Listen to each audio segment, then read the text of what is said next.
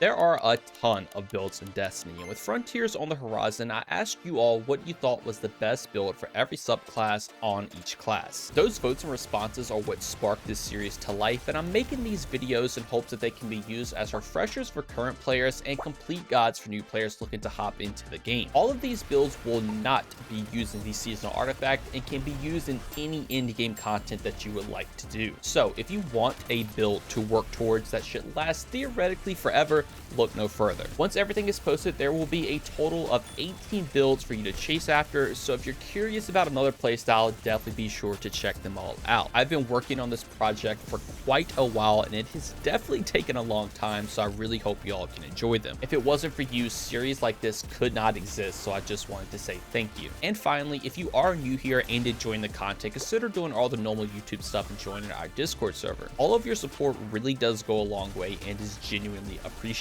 But without further ado, thanks for clicking on the video, and let's jump right into the build. With Prismatic and Arc now being finished, we can move on to another element, and the next three videos are going to be all about Strand. This first one here is going to be all about the Strand Warlock, and I will say this build is going to be different from what the original community post had. I saw a lot of you all comment about this build, and I took it out for a spin, and I do think this is the best Strand Warlock build you can play right now. With it, it's going to offer pretty much unlimited suspend, and almost every single one of your abilities can suspend, with also providing you benefits like Woven Mail and even Unravel spreading everywhere. But to all my Threatling fans out there, I do want to apologize. It did not make the cut for this specific build, but myself and a bunch of other amazing content creators have made Threatling builds in the past, so definitely be sure to check this out because they will still perform pretty well. But jumping into this build, let's first start off taking a look at our exotic, and that is going to be the Matiodoxia. It has the exotic perk Stylostyxis. Targets damaged by Arcane Needle emit a suspending detonation when defeated, and landing multiple Arcane Needles on the same target immediately triggers a larger, more powerful detonation.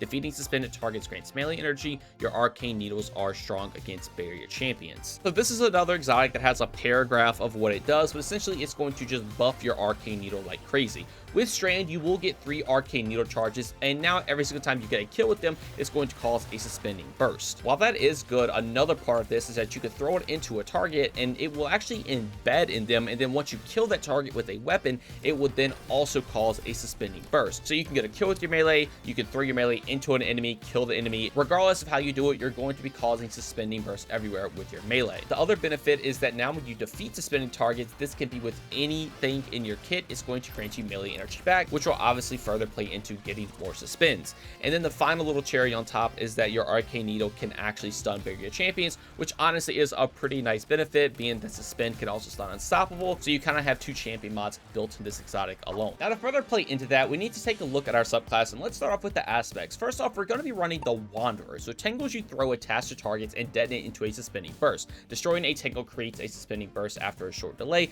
Threatening final blows create a tangle. So with this, now every time you make a tangle, which you will be doing all the time because you'll have Unravel everywhere because of Arcane Needle, you can throw this at an enemy or you can shoot it near enemies, and it's going to cause them to suspend. Obviously, this build is based heavy around suspending targets, so between your Arcane Needle and now your tangles that you will just passively make over time, it's just another way to cause the suspension. This is such a strong utility to play around, and not something you just kind of want to let happen passively. Be sure to actively go grab these, throw them at groups of enemies. Again, if you see a lot of enemies pile up near one, if you know you're about to make one, just start shooting in the direction of it. You're going to be able to cause suspensions all the time. And once again, with Matiodoxia, if you killed the suspended targets from the tangle, it will still grant you the melee energy that the exotic does provide. Now, our next aspect is actually going to be Mindsplint Invocation. So this basically just buffs your grenades in certain ways. So we're going to be running the Shackle Grenade, so this means we can actually consume it to grant us Weaver's Trance. So with Weaver's Trance, every single time you get a kill now, that is also going to cause a suspending burst. This makes it extremely easy to chain these suspensions over and over again, and it now just gives you a further way to suspend targets. Like I said in the beginning, pretty much everything in this build will be able to suspend a target,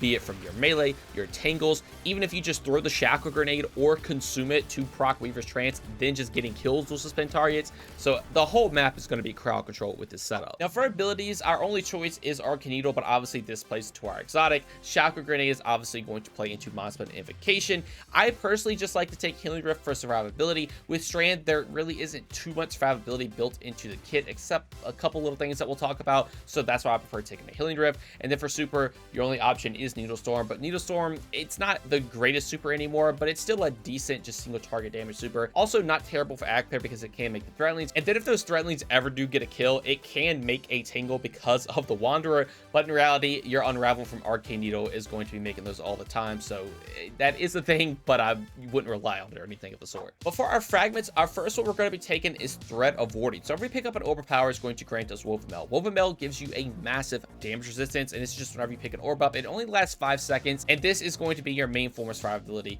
with Strand. Always have a Woven Mail every time you pick these orbs up. Now, if you want to play a little bit more passively, you could take something like Thread of Mind, so whenever you defeat a suspended target, you get class ability energy. This kind of also plays into your survivability because you'll get more healing rifts. So whatever you want to do, it's up to you. I personally just like Thread of Warding. But next up, it's going to be Thread of Fury. So whenever we damage a target with a tangle, it grants us melee energy. This is a no-brainer. Since the Wanderer can suspend enemies, you're going to be throwing at targets anyway. But now, on top of that, it's going to grant you melee energy back, which can also suspend enemies because of Matiodoxia. They just synergize together so well. Your melee makes the tangles grants melee energy. This fragment is very, very good. Next up is Thread of Generation. So whenever we deal damage, it's going to grant us grenade energy. Since we'll be consuming our Shackle Grenade because of Mind Spanification, this just means we're passively going to be granting grenade energy just every time we're dealing damage, which is great. And then finally is Thread of Continuity. So our Suspend, Unravel, and Sever effects have increased duration. Sever doesn't really matter at this because nothing severs unless you're taking a weapon perk. But our Unravel and Suspend, Unravel from Arcane Needle, and then Suspend from obviously everything else that we've been talking about, is going to just last longer, and this is very, very good. That increases suspend duration is super nice, and it just makes it extremely easy to kill the enemies that you have suspended. Now for the weapons with this build, this one is honestly up to you. Nothing matters too much because most of the build is just based around your kit alone. There's anything super intrinsic that's going to make it better, so I opt in just to take a good single target damage primary, because once you suspend a target, it makes it extremely easy to kill them. Stuff like Bear or Dyad, even if you have something like Quicksilver, or if you just want to take literally anything here, it will work. And then I opt in also just take some Clear weapon, because once you have everything suspended, being able to just blow everything up is very, very nice. And then again, this will also change suspensions because of Mind Spun.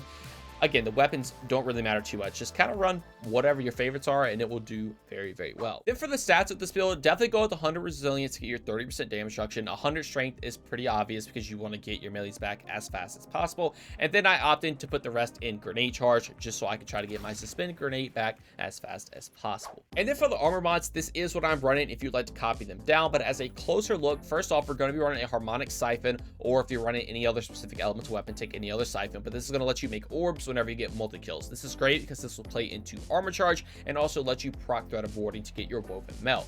Next up, it's going to be a heavy ammo finder. I take this because I do typically run exotic primaries with this setup, so I make more heavy ammo, which is nice. But if you want to take something like a dynamo, you totally could here, or you could even double dip into hands-on. There are going to be diminishing returns if you do double dip, but it is still obviously a buff in general. So if you want to take double, you can, but with hands-on, you get bonus super energy on melee kills. Since you're throwing your melee a lot from time to time, you will kill a enemy, especially on just like a thrall or something, or lower tier enemy, so you just get some extra super energy. It's not too crucial because obviously in harder content, your Arcane is not going to be getting that many kills, and you're mainly just using it for that suspend embed that it has. Then for our arms, I do like to take a harmonic loader, or again, you can swap this out with whatever elemental weapon you are running just to reload weapons a little bit faster. And then I take an impact induction and a focusing strike, so whenever I deal damage with a melee attack, I'm going to get grenade cooldown, and I'm also going to get class ability cooldown. Since our melee is going to be our most vital part of the build, it's going to be recharging very, very quickly. That just means we can get our other two abilities up a little bit quicker. Now for our chest piece, always go with resistant mods. Just swap this out for whatever content that you are going into.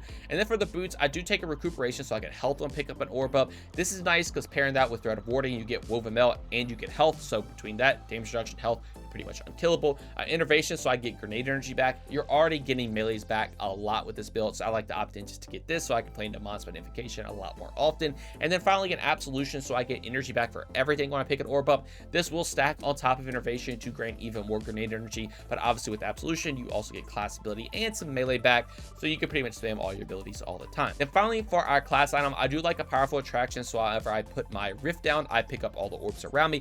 This is great because again, your healing rift is going to be kind kind of your survivability tool. On top of that, now pick orbs up, which again will proc recuperation, all your other mods, and threat of warding, so makes you very, very tanky. Then proximity wards, when I go for a finisher, I get a powerful overshield. Again, kind of play more into the survivability aspect. If I'm going to be close range, just rushing, I can now go for a finisher, get this overshield. And then also a special finisher, I can now make special ammo whenever I finish an enemy, which obviously works very nice with proximity ward. But you have to have 3 armor charge stacks, and again, picking up the orbs will grant armor charge, and now you pretty much just have infinite special for you and your team. And then, like I do at the end of all these videos in this series, I do want to mention the artifact. Again, you don't have to take any artifact perks here for this build to work, but there's also nothing wrong with taking artifact perks. So if you want to take anything, there's a lot of things that actually play into Strand this season with things like unraveling orbs and horde shuttle. It will make this build even better, but obviously if you don't want to play into those, this build will still work totally fine. But whenever Frontiers comes around, just be sure to click on the ones that have anything to do with unravel or suspend or anything of the sort, and it's going to make the build perform a lot better. And then for the final part of the build, this is the transmog I'm running. Obviously I'm going for a very green Strand look here. My Titan and Hunter again are also going to have this same concept going on. Overall, I think it turned out looking pretty cool. Obviously there's a bunch of like threads, and I took advantage of the zeros and one shader. Honestly, I think this looks better as a Strand shader than the other one. The other one is very, very cool. That has like, the little weaves and stuff going on it. But I think just kind of just overall as a pure aesthetic, I like this one a little bit better, but overall I think it turned out looking pretty cool. And if you want to make your Warlock look like this, definitely be sure to copy it down. But anyway, that is going to do it all for the Strand Warlock build. I really hope y'all enjoyed. Again, if you are a Threatling lover, put your Swarmers on. Everything is still going to work extremely well. However, I do think this build is just a little bit better. But as always, if you are a veteran player and watch this all the way through, I truly appreciate it and hope you learned at least one thing new. And if you are a returning or new player, I wish you all the best of luck putting this build together for yourself. But that is going to do it all for me. I want to thank you all so much for watching, and I hope you all have a great day. Peace.